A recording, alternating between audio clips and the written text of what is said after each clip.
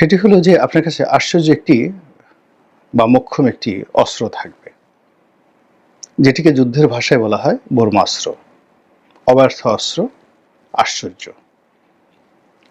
নীতির ক্ষেত্রে অর্থাৎ রাজনীতির ক্ষেত্রে এটি হবে এমন একটি আশ্চর্যজনক বুদ্ধি বা পন্থা, যেটি নেতা তার মন ও মস্তিষ্কে ধারণ করবেন এবং সবার শেষে প্রয়োজনে তিনি তার সেই যে নীতি, সেই নীতিটি সামনে নিয়ে আসবেন এবং এটি হবে অভিনব, এটি হবে একেবারে সর্বশেষ নীতি এবং প্রতিপক্ষের জন্য একটা রীতিমতো আতঙ্ক। এবং এই ধরনের নীতি, কূটনীতি, তৎপরতা যা কিনা রাজনীতিবিদ অথবা এ ধরনের অস্ত্র, যেগুলোকে বলা হয় ব্রহ্মাস্ত্র, যেগুলো কিনা সেনাপতি যারা আছেন, যুদ্ধের নায়ক, তারা একেবারে শেষ মুহূর্তে প্রতিপক্ষের উপর প্রয়োগ করেন, যাতে প্রতিপক্ষ তছনছ হয়ে যায়। আমরা প্রাচীন মহাভারতে সেই যে ব্রহ্মাস্ত্র, সেই ব্রহ্মাস্ত্র এবং অস্ত্রগুরু পরশুরামের সেই যে কাহিনী, তার সঙ্গে সঙ্গে কর্ণ অর্থাৎ অর্জুনের প্রতিপক্ষ কর্ণ সেই ব্রহ্মাস্ত্র হাসিল করার জন্য পরশুরামের আস্তানায় গিয়ে যে চেষ্টা করেছেন, তদবির করেছেন এবং যেভাবে তিনি সেই অস্ত্র হাসিল করার পর আবার যেভাবে অভিশপ্ত হয়েছেন, আমরা অনেকেই সেই কাহিনী জানি। এটা এখানে বলে মানে কাউকে ছোট করতে চাই না, বড় করতে চাই না, অথবা কাউকে বিব্রত করতে চাই না। মহাভারতের কাহিনী অনুযায়ী যদি আপনাকে ব্রহ্মাস্ত্র ধারণ করতে হয়, তাহলে আপনাকে বিশেষ রক্তের অধিকারী হতে হবে, আপনাকে ক্ষত্রিয় বংশজাত হতে হবে, যুদ্ধবাজ হতে হবে। কোনো অবস্থাতেই আপনি ব্রাহ্মণ সন্তান হলে বা অন্য কোনো সম্প্রদায়ভুক্ত হলে আপনি পারবেন না। এটা হলো মূল কথা, ব্রহ্মাস্ত্র। আবার ধরুন আপনি যদি সেই ট্রাম্প কার্ড বলতে রাজনীতিবিদদের যে কৌশল, কূটনীতির যে কৌশল, এই কৌশল যদি আপনাকে প্রয়োগ করতে হয়, তাহলে আপনাকে কি হতে হবে? আপনাকে সেই যেমন ধরুন মার্কিন যুক্তরাষ্ট্রের যে বিখ্যাত পররাষ্ট্রমন্ত্রী হেনরি কিসিঞ্জার, এই জমানাতে আপনি যদি এই মুহূর্তে ভারতের অজিত দোভাল, তার কথা চিন্তা করতে পারেন। পাকিস্তানে জুলফিকার আলী ভুট্টো অসাধারণ কূটনীতিবিদ ছিলেন। প্রাচীন জমানাতে আপনি যদি ধরেন মার্কাস অর্লিয়াস, রোমান সম্রাট মার্কাস অর্লিয়াস। চীনে যদি আপনি আসেন, তাহলে আপনি শি হুয়ান টি, রাজনীতিবিদদের মধ্যে চীনের প্রথম সম্রাট। কনফুসিয়াস, একজন রাজনীতিবিদ। ম্যাকিয়াভেলি। তো ওনারা সবাই নীতি এবং নৈতিকতার প্রশ্নে, কূটনীতির প্রশ্নে, বুদ্ধিমত্তার প্রশ্নে, কৌশলের প্রশ্নে তারা প্রতিপক্ষের জন্য সবসময় ট্রাম্প কার্ড ব্যবহার করেছেন এবং প্রতিপক্ষকে তছনছ করে ছেড়ে দিয়েছেন। এমনকি হিটলারের যে প্রচারমন্ত্রী গোয়েবলস, সেই গোয়েবলসকেও গত কয়েক শতাব্দীর মধ্যে অন্যতম শ্রেষ্ঠ কূটনীতিবিদ হিসেবে ধরা হয়, যে কিনা তার প্রতিপক্ষকে রীতিমতো কনফিউজড করে দিতে পারেন। তো সেই দিক থেকে জনাব তারেক রহমান, তারও অসংখ্য প্রতিপক্ষ রয়েছে।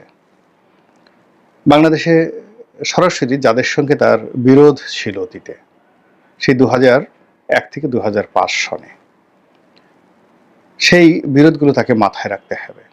ওই সময় সেনাবাহিনীর সঙ্গে, তারপর সিভিল সার্ভিসের কর্মকর্তাদের সঙ্গে, আওয়ামী লীগের সঙ্গে এবং এলডিপি কর্নেল অলি সাহেবের যে রাজনৈতিক দল, তাদের সঙ্গে, তারপর জাতীয় পার্টির সঙ্গে, ডক্টর বি চৌধুরীর যে আত্মীয় স্বজন, পরিবার পরিজন বা তার দল, তাদের সঙ্গে তার একটা বিরাট শত্রুতা তৈরি হয়েছিল। এখন এই শত্রুতাগুলো নিষ্পত্তি হয়নি। আর এগুলো একবার শত্রুতা রাজনীতিতে শুরু হলে এটা কখনো সহজে যায় না। সাময়িকভাবে তারা সময়ের প্রয়োজনে একত্র হয় বটে, কিন্তু একত্র হওয়ার পর আবার বড় আর একটা ক্ষতি হয়ে যায়, আর একটা বড় বিভেদ তৈরি হয়ে তারা আবার আলাদা হয়ে যায়। তাহলে যাদের সঙ্গে অতীতে অর্থাৎ 2001 থেকে 2006 পর্যন্ত বিএনপি এবং জনাব তারেক রহমান সাহেবের যে দূরত্ব, মতদ্বৈততা, শত্রুতা তৈরি হয়েছিল, সেই শত্রুদেরকে দমন করার জন্য, ধোঁকা দেওয়ার জন্য, আশ্চর্য করার জন্য তার পলিসি লাগবে।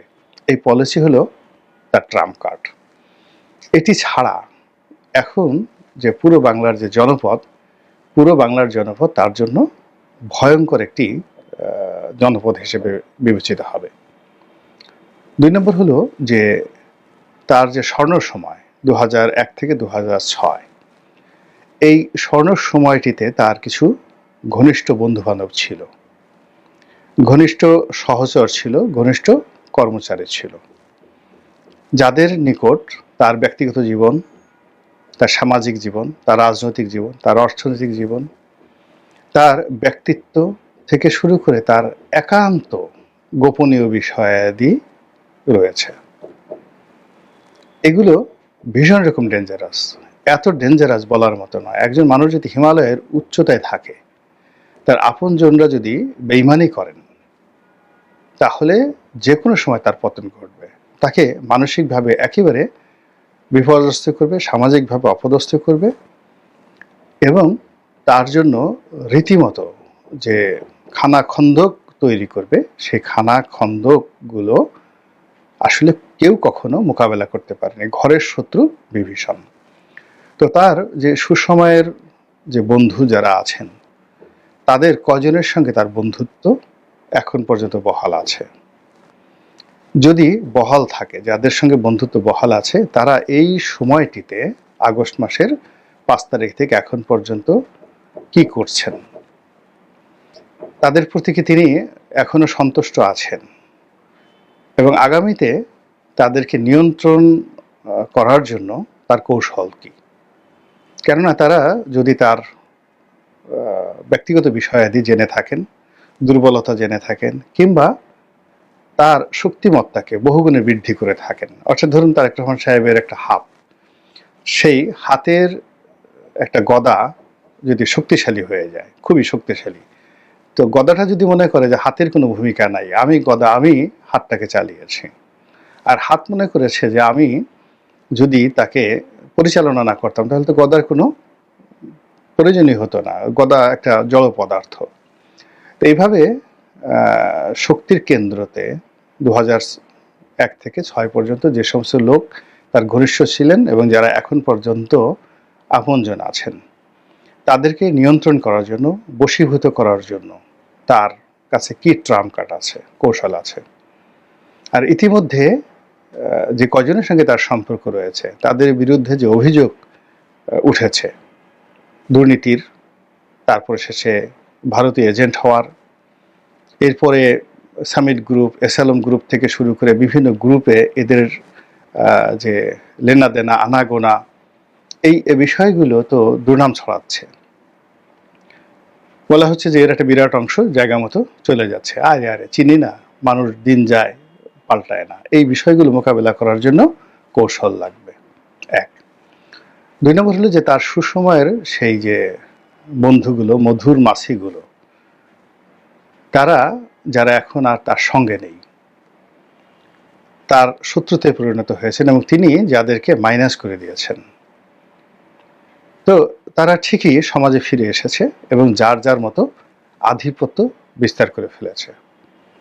তারা যথেষ্ট শক্তিশালী, তারা আর্থিকভাবে প্রচণ্ড সচ্ছল, এবং তারা কৌশলী, ভীষণ রকম কৌশলী, এবং তারা সকল পক্ষের সঙ্গে এই মুহূর্তে বিএনপি বিরোধী সকল পক্ষের সঙ্গে যেভাবে সম্পর্ক রাখছেন বাম হাত দিয়ে, আবার ডান হাত দিয়ে বিএনপির এই মুহূর্তে যারা রাজপথে আছেন সকল পক্ষের সঙ্গে সম্পর্ক রেখেছেন। এরা সবাই তার জন্য একটা মানে 18,000 ভোল্টের একটা বিপদ, মানে যাকে বলে ব্ল্যাক হোল,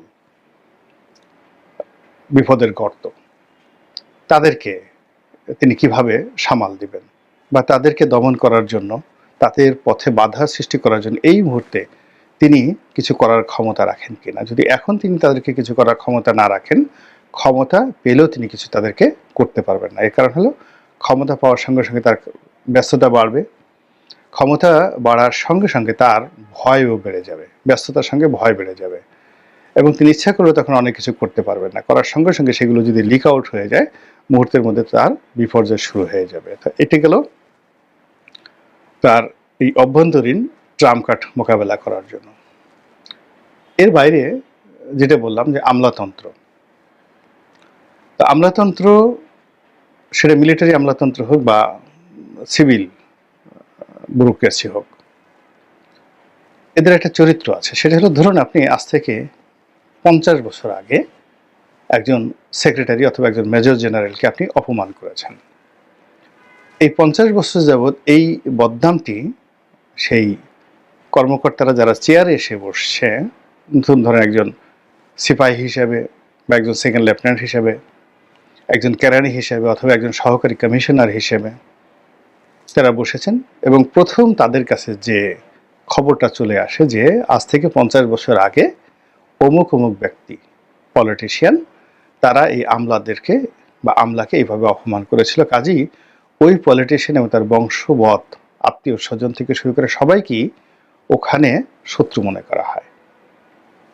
এখন আমলাতন্ত্রের যারা বাইরে যারা লোক আছে, দেয়ার ওয়েল পলিশড, ওয়েল এডুকেটেড, তারা হয়তো সরাসরি কন্ট্রাডিকশন অ্যান্ড কনফ্লিক্টে যাবেন না, কিন্তু কৌশলে ধীরে ধীরে ধীরে ধীরে যে সর্বনাশটা করার তারা ঠিকই সেই সর্বনাশটা করেন, এবং ইতিমধ্যে অনেক সর্বনাশ কিন্তু ঘটে গেছে। 3 নম্বর হলো যাদের সঙ্গে ডাইরেক্ট শত্রুতা হয়েছে, তো তারা এবং তাদের যারা বংশবদ রয়েছেন, যেমন ধরেন ফখরুদ্দিন সাহেব, মঈনুদ্দিন সাহেব, জেনারেল মাসুদ উদ্দিন সাহেব থেকে শুরু করে আরো অনেকে, তো এখন তাদের প্রতি সহানুভূতিশীল একটা বিরাট গ্রুপ কিন্তু সবসময় থাকে, এবং এরা ক্ষতি করার চেষ্টা করবে এবং করছে, সব দিক থেকে ক্ষতি করার চেষ্টা করছে, এবং একটার পর একটা ফাঁদ তৈরি করে রেখেছে যে আসো দেখাই দেবো। এবং এই ফাঁদের মধ্যে পড়ে কেমন অবস্থায়, জাস্ট একটা উদাহরণ দেই, বঙ্গবন্ধুকে একটা উদাহরণ দেই। বঙ্গবন্ধুর সঙ্গে দুজন লোকের শত্রুতার কথা পত্রপত্রিকায় সবাই আসছে, একজন লোকের শত্রু, সেটা হলো খন্দকার মোশতাক। তো খন্দকার মোশতাকের সঙ্গে বঙ্গবন্ধুর যে শত্রুতা, এটা হলো 1953 সালে, 1953-তে। কারণটা হলো যে বঙ্গবন্ধু হলেন সাধারণ সম্পাদক আওয়ামী লীগের, না, প্রথম যুগ্ম সাধারণ সম্পাদক হলেন শামসুল হক সাহেব যখন সাধারণ সম্পাদক হলেন, ঠিক সেই সময়টাতে। তো এই পদটি মূলত চেয়েছিলেন খন্দকার মোশতাক। তো খন্দকার মোশতাক পীর বংশের ছেলে, আর বঙ্গবন্ধু গৃহস্থ পরিবারের সন্তান। তিনি অত্যন্ত শিক্ষিত মার্জিত কুমিল্লার অভিজাত পরিবারের সন্তান, এবং বিএ এলএলবি ওই সময়টার মধ্যে খুবই, মানে 53-54 সনে বিএ এলএলবি মানে বিরাট একটা ব্যাপার। ভালো ছাত্র ছিলেন, সেই তুলনায় বঙ্গবন্ধুর শিক্ষা দীক্ষা ওই পর্যায়ে ছিল না। তো কাজেই তিনি তার সঙ্গে বন্ধুত্ব করতেন, কিন্তু তাকে ঠাট্টা করতেন, মস্কারা করতেন পেছনে পেছনে। কিন্তু যখন রাজনৈতিক পট পরিবর্তনে তিনি তার কাঙ্ক্ষিত জায়গাটি পেলেন না, তিনি তখন থেকে তার শত্রুতা শুরু করলেন, এবং তার মস্তিষ্কে সেই শত্রুতাটা তিনি রাখলেন, এবং 1975 সালে 15 আগস্টে সেটা উদ্ঘাটন করলেন। একইভাবে ফেরদৌস আহমেদ কুরেশি, আব্দুল হামিদ চৌধুরী, আবুল মনসুর আহমদ, মানে এই যে ইন্টেলেকচুয়াল যে লেভেলটি যারা আছেন, যারা একটা সময় বঙ্গবন্ধুর খুব ঘনিষ্ঠ ছিলেন, সিরাজুল আলম খান থেকে শুরু করে তারা সবাই। তো এই মানুষগুলো বঙ্গবন্ধুকে প্রথমে প্রকাশ্যে রাজনৈতিকভাবে, আর বঙ্গবন্ধুর হত্যাকাণ্ডের পরে তার নীতি এবং আদর্শকে শেষ করে দেওয়ার জন্য যেভাবে জিয়াউর রহমানকে বাঙালি জাতীয়তাবাদের বিপরীতে বাংলাদেশি জাতীয়তাবাদ শিক্ষা দিলেন, এটি আওয়ামী লীগের জন্য একটা বিস্ফোরা হয়ে দেখা দিল ইন্টেলেকচুয়াল লেভেলে। এখন যখন তারেক রহমান সাহেব আছেন, তারও তো ইন্টেলেকচুয়াল লেভেলে বুদ্ধিবৃত্তিক যে জায়গায়, সেই জায়গাটাতে তার বাবার মতো এরকম আনপ্যারালাল বুদ্ধিমান লোক লাগবে, লেখাপড়া জানা লোক লাগবে, এবং যাকে বলা হয় যারা অনেকটা চাণক্য নীতি, কৌটিল্য নীতি যারা প্রণয়ন করতে পারে, যেটা শহীদ প্রেসিডেন্ট জিয়াউর রহমানের ছিল, এমনকি বেগম জিয়ার সময়টাতেও এটি ছিল। এখন সেই যে ট্রাম্প কার্ডগুলো যদি তার না থাকে, তাহলে এই যে তার যে সুসময়টা যাচ্ছে, এই সময়টাতে এখানে ভুল হবে, ভ্রান্তি হবে, এবং নতুন নতুন বিপত্তি শুরু হয়ে যাবে। রাজনীতিতে সকালের ওয়াজ কখনো বিকেলে হয় না। এখন বিএনপি যে কথাগুলো বলছে, ডক্টর ইউনূসের বিরোধিতা করছে, ডিসেম্বর মাসে নির্বাচনের ডেডলাইন দিচ্ছে, এই শব্দগুলো যদি 2024 সনে নভেম্বর ডিসেম্বর মাসে হতো, তাহলে নির্বাচন ফেব্রুয়ারি মাসে হয়ে যেত। এবং বিএনপির অনেক লোক কিন্তু বিএনপির শীর্ষ নেতৃত্বকে গোপনে প্রকাশ্যে এই কথাগুলো বলেছেন, কিন্তু ওই সময়টিতে বিএনপির শীর্ষ নেতৃত্ব এই বিষয়গুলো শুনেননি। ফলে আজকের যে জটিল অবস্থা সৃষ্টি হয়েছে, সেই জটিল অবস্থা থেকে বের হওয়ার জন্য বা পুরো পরিস্থিতি নিজের কাছে আনার জন্য অনেকগুলো ট্রাম্প কার্ড লাগবে জনাব তারেক রহমানের।